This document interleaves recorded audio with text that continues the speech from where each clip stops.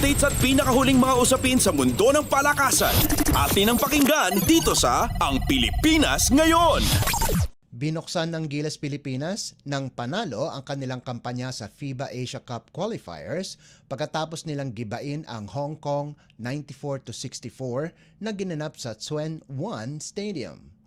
Nanguna para sa Gilas si naturalized player Justin Brownlee sa natipon nitong 16 na puntos, 7 rebounds at 7 assists habang nakaposte ng double-double si big man Kai Sotto sa nagawa nitong 13 puntos at 15 rebounds.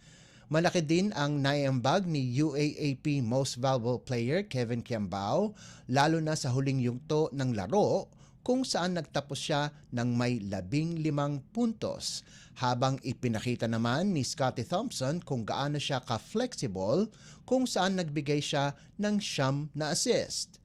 4 na puntos lamang ang abante ng Gilas sa first half, 41-37, subalit rumatsyada ng husto pagdating ng third quarter kung saan nagpakawala sila ng bomba 30-9 sa tulong ni Sotto, Calvin Oftana at Dwight Ramos.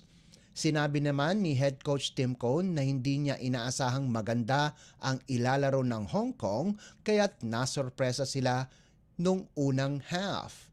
Subalit malaking tulong raw ani ni Cone ang mga fans kaya't naibalik sa kanila ang momentum. Updates at pinakahuling mga usapin sa mundo ng palakasan. Atin ang pakinggan dito sa Ang Pilipinas Ngayon. Nakopo ni Pinoy pole vaulter EJ Obiana ang kanyang unang panalo sa indoor season kung saan nakuha nito ang gintong medalya sa Memorial Josip Gasparak na ginanap sa Osijek, Croatia. Nalundag ni Obiana ang 5.83 meters sa kanyang unang pagtatangka para iposte ang panibagong record at kunin ang kanyang unang panalo ngayong 2024 season. Pumangalawa naman si Pedro Bauro ng Portugal na nalundag ang taas na 5.73 meters. Naiuwi ni Obiana ang kabuang 1,500 euros o katumbas ng mahigit 70,000 piso sa kanyang panalo at panibagong record. Tinangka din ni Obiana na malundag ang 5.93 meters subalit hindi niya ito nalagpasan sa loob ng 3 pagtatangka. Susunod na matutunghayan ang world number 2 pole vaulter na si Obiana sa ISTAF Indoor sa Berlin, Germany.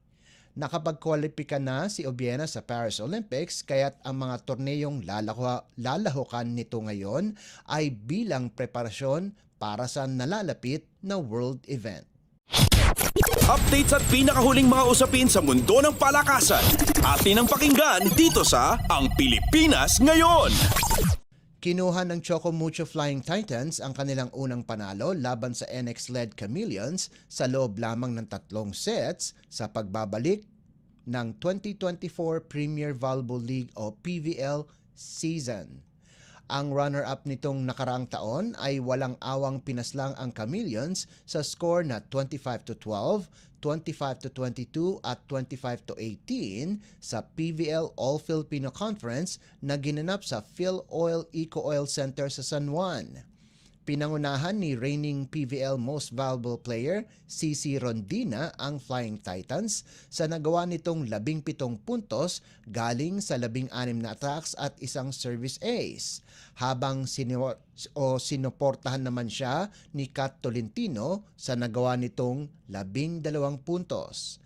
Hindi naglaro ang setter ng Choco Mucho na si Diana Wong at pumalit sa kanya si Mars Alba na hindi naman nagpatinag dahil binigay nito sa Flying Titans ang game high na 18 excellent sets. Sa unang laro, mabilis na dinispatcha ng PLDT Home Fiber high-speed hitters ang Galleries Tower High Risers kung saan kinailangan lang nila ang 3 sets, 25-22, 25-6 at 25-9 para tapusin ang laban. Pinangunahan ni Filipino-Canadian Savvy Davison ang high-speed hitters sa nagawa nitong 19 na puntos galing sa 16 na attacks, 2 blocks at 1 service ace. Nagpakita din ng kanyang kakayahan si Jules Samonte sa ipinustin nitong 15 puntos at 10 excellent digs. Updates at pinakahuling mga usapin sa mundo ng palakasan. Atin ang pakinggan dito sa Ang Pilipinas Ngayon. At yan ang pinakahuling balita sa larangan ng palakasan. Para sa Radyo Pilipinas World Service, ito po si Leo Magpayo. Magandang araw. Updates at pinakahuling mga usapin sa mundo ng palakasan. Atin ang pakinggan dito sa Ang Pilipinas Ngayon.